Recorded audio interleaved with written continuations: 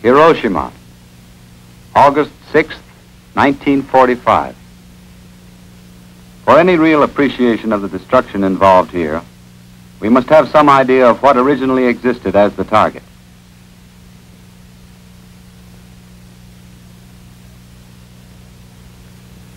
If Hiroshima, as it existed before the bomb exploded, were to have been located in the United States, it would have been slightly smaller than Miami or San Diego, but larger than Dayton.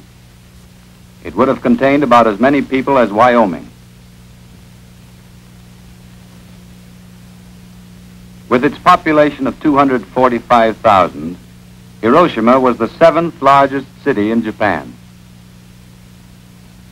Hiroshima was built on flat terrain, except for a single low hill in the eastern part of the city.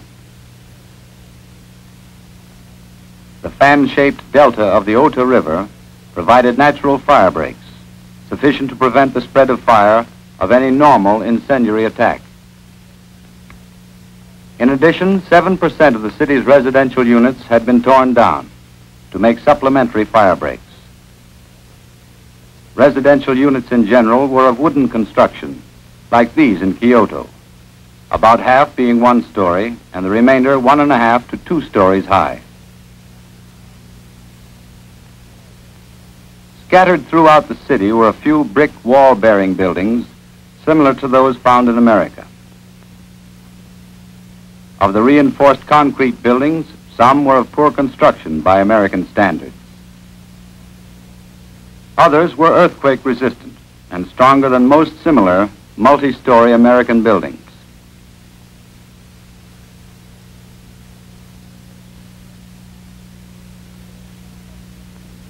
Structural steel was chiefly reserved for industrial plants.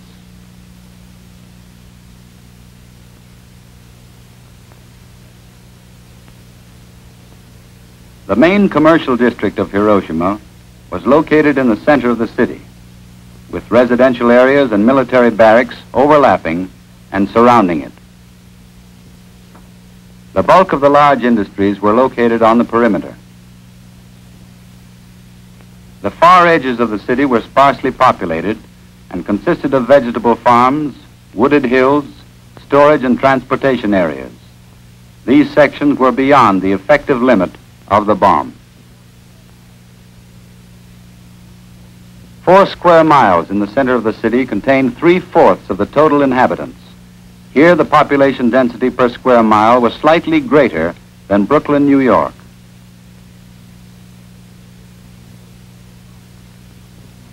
Living conditions in Hiroshima were comparable to these seen in Kyoto.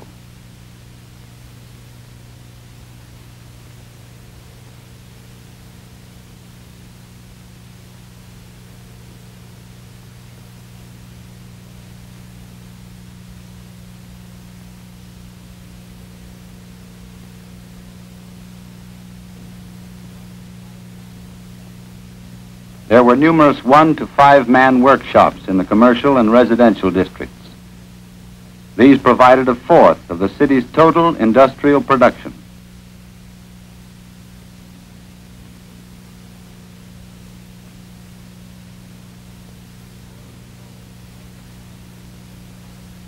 However, the bulk of Hiroshima's output came from large plants like these, which were located in the outskirts of the city.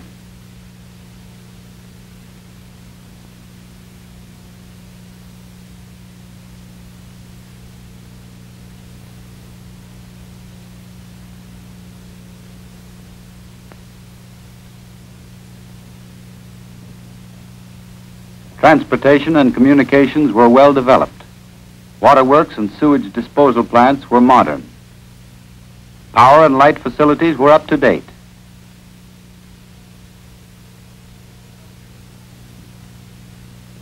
Hospitals were well equipped. There was an adequate police force and a trained fire department with fairly modern equipment.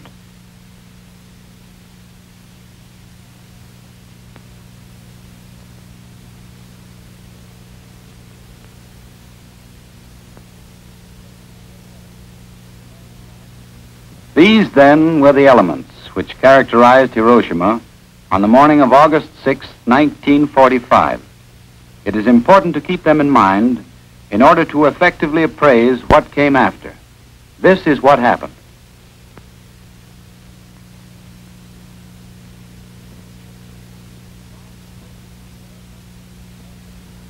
The bomb exploded in the air some distance above this point on the ground, which we shall call Ground Zero.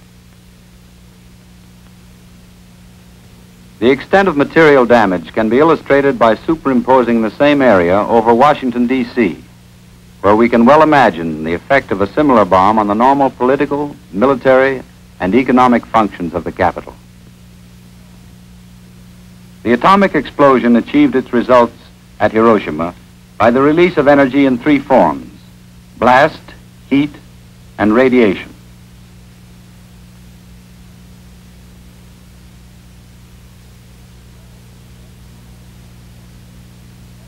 Blast, as from a high explosive bomb, caused severe damage over the entire area within a radius of 1.5 miles of Ground Zero. Radiation, as from X-rays or radium, ultimately caused the death of almost everyone who was fully exposed up to 1/2 mile from Ground Zero.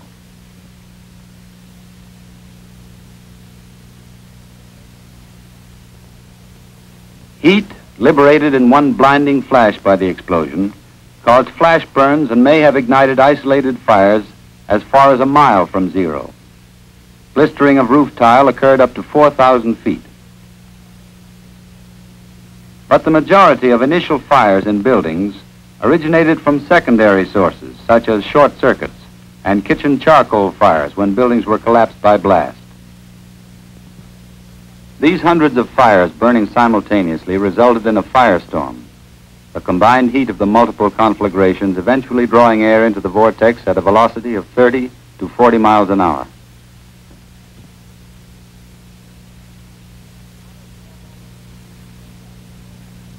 The firestorm almost completely burned out the 4.5 square mile center of the city, an area which had already been severely damaged by blast. In this area, 50 buildings of reinforced concrete remained standing.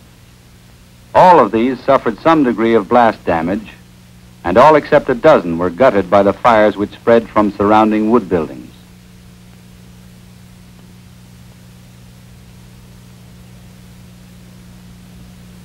Severe blast damage to one-story light steel frame buildings was extensive over an area of 3.5 square miles, the damage extending on an average of slightly over 1 mile from Ground Zero.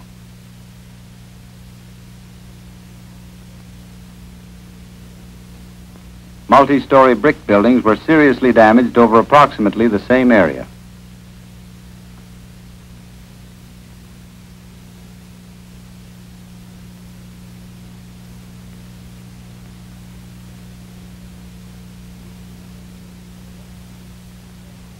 Wood domestic buildings were wrecked within a 6 square mile area, up to 1.5 miles from Ground Zero.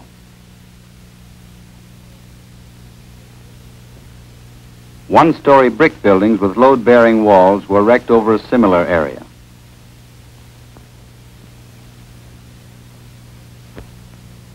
Damage to machinery depended upon the construction of the buildings in which it was housed.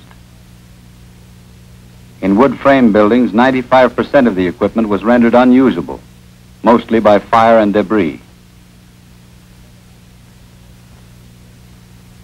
On the other hand, in reinforced concrete buildings, only 25 to 30% was seriously affected.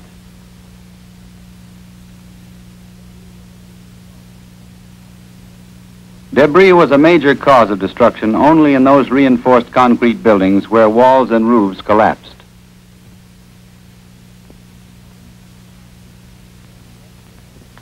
Of the machines housed in steel frame industrial buildings, About 5% suffered damage, primarily caused by the movement of structures, which crushed or overturned adjacent equipment. The subsequent exposure to the weather was what rendered most of the remaining equipment unserviceable. In all, 62,000 buildings in the urban area were destroyed and 6,000 severely damaged.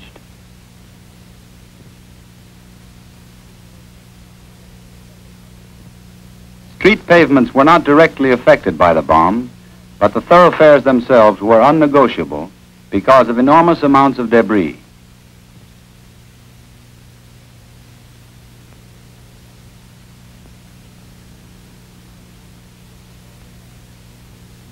Steel and concrete bridges, although damaged, remained usable. Wooden bridges were destroyed by fire. Transportation facilities were almost completely paralyzed. Automobiles, buses, and bus terminals were extensively damaged by blast and fire.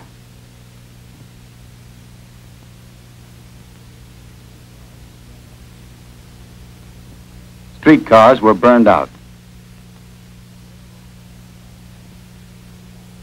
But railroad rolling stock losses were generally light because of their location at the perimeter of the bomb's range.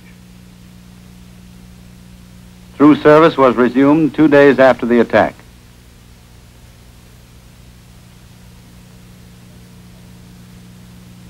Communications, such as the telephone system, were 80% knocked out. Service was not restored for 10 days.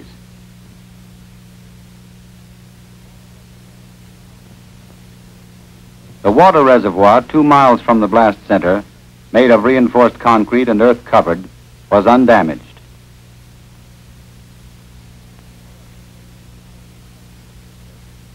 However, 70,000 pipe connection breaks in buildings and dwellings resulted from blast and fire.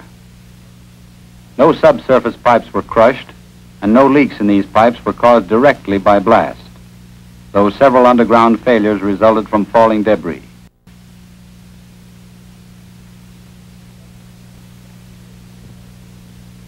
Pressure in the city dropped to zero because of the connection breaks and the damaged domains where they crossed damaged bridges. 6 sewer pumping stations were rendered inoperable by fire and blast. The electric power transmission and distribution system in the center of the city was wrecked. Only power equipment of rugged construction, such as transformers, resisted blast and heat within the devastated areas. Instruments were demolished beyond repair. Switches, switchyard insulators, cables, and copper buswork were ruined. And yet electric power from the general network was available in most of the surviving parts of the city within 24 hours. The gas supply failed as a result of severe damage to gas holders up to 1¼ miles from ground zero. Medical facilities were virtually wiped out. All but 3 of the 45 civilian hospitals were at least temporarily neutralized. The casualty rate of occupants of hospitals within 3,000 feet of ground zero was practically 100%. In many cases, basic structures remained intact, but falling plaster, fire, and flying glass caused the casualties. 90% of the 200 doctors in the city were killed or injured. 1,600 out of 1,700 nurses were killed or injured. Firefighting and rescue units like these were stripped of personnel and equipment. It is unlikely that any municipal fire department in the world could have prevented the firestorm at Hiroshima. The immediate effect of the annihilation of Hiroshima among the survivors was uncontrolled terror accompanied by hysterical activity or flight from the city for shelter and food. Within a few days, however, people had started their return, and the task of reconstruction began. Each family had to do what it could, as there was no organized plan for rehabilitation.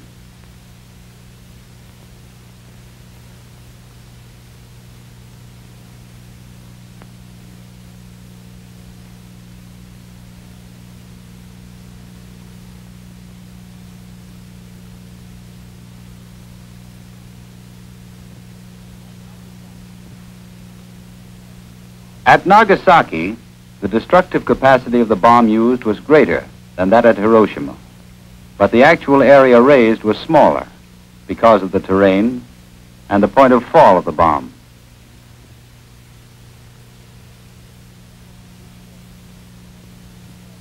The area completely devastated was less than 2 square miles compared to Hiroshima's 4.5 square miles.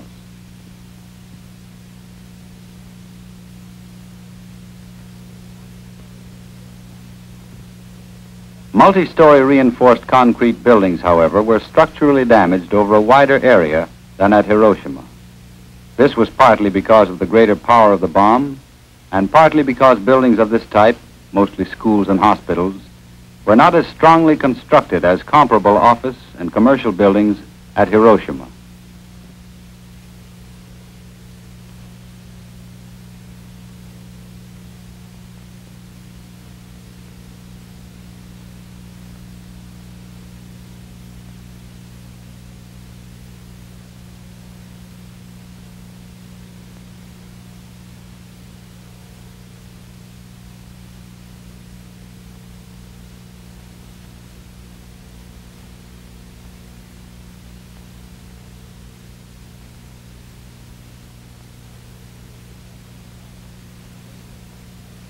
Destruction to factories was greater at Nagasaki because of the city's position as an armament center and because of the location of these plants nearer the blast center.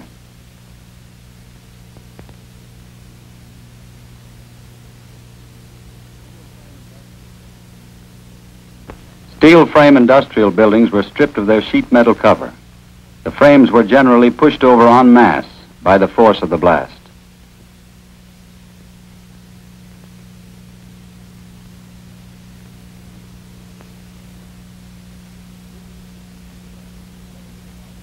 The 3 Mitsubishi firms, together with the dockyards, were responsible for 90% of the industrial output of the city. They were all hard hit. The steel works would have required a year to get back into substantial production.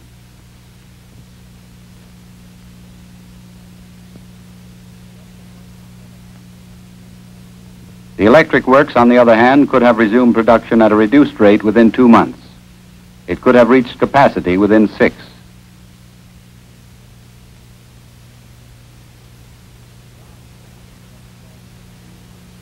The arms plants would have required 15 months to reach 2/3 of their former capacity.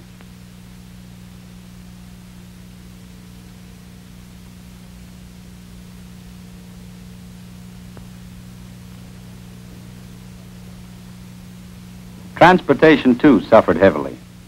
There were only 3 survivors out of 115 employees of the streetcar company. Even after 2 months, there were no cars running. The railroad was also severely crippled. Wood ties were fired up to 7,000 feet. Rails buckled and bridges were damaged. Stations were completely destroyed. The electric power transmission and distribution systems were wrecked.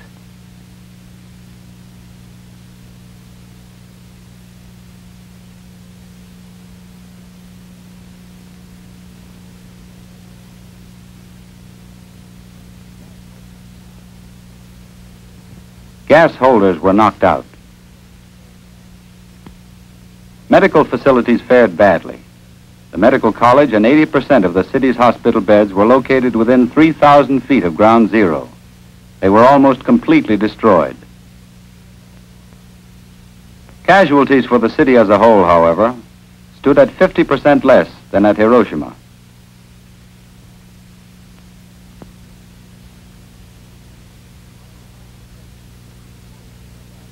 While the conflagration with its uniformly burnt-out area was the most evident characteristic at Hiroshima, at Nagasaki the blast effects, with their resemblance to the aftermath of a hurricane, were most striking. This is illustrated by the remains of this Catholic cathedral, located 1/3 of a mile from ground zero.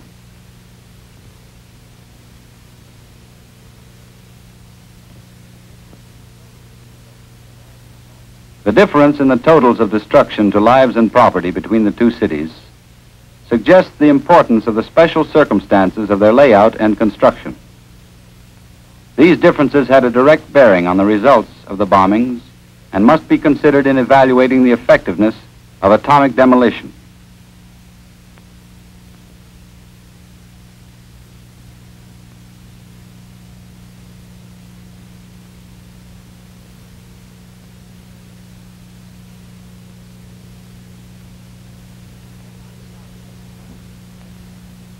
Had Nagasaki been flat, and had it been completely built up with no water, wooded areas, or intervening hills, the damage area would have been considerably greater than at Hiroshima. We have seen what took place at Hiroshima and Nagasaki, what happened to homes and factories, to schools and hospitals, to transportation and communications, to public services of all kinds, to the people themselves. From these scenes, we have some measure of the magnitude of the disaster which would befall an American city under an atomic bomb attack.